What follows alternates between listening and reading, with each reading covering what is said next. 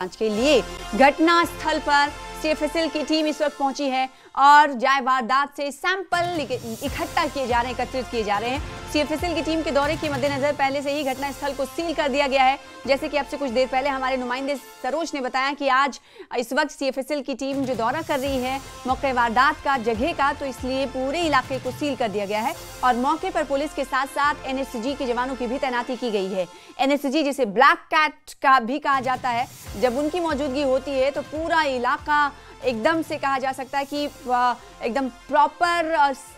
Investigation के हवाले से और पूरी तरीके से किसी तरह का रखना ना पड़े, इस वजह से एनएसजी को, क्योंकि इन्हें ब्लैक कैट कहा जाता है, तो इनकी मौजूदगी से कहीं ना कहीं और सिक्योरिटी पुख्ता हो जाती है। ऐसे में ये भी ग्राउंड पे उतारे गए। 14 नवंबर को हुए विस्फोट में 9 लोगों की जान चली गई है। ये हादसा उस वक्त हुआ जब फरीदाबाद से बरामद किए गए विस्फोटक की सैंपलिंग की जा रही थी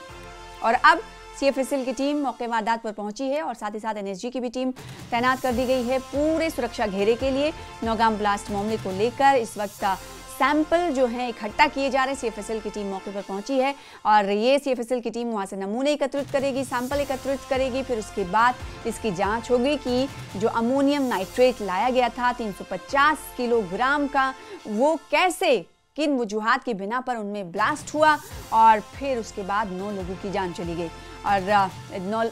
इनकी जान गई है उसको लेकर हमने देखा प्रधानमंत्री नरेंद्र मोदी समेत सीएम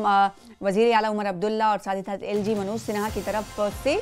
शोक संतप्त परिवारों के प्रति संवेदनाएं प्रकट की गई।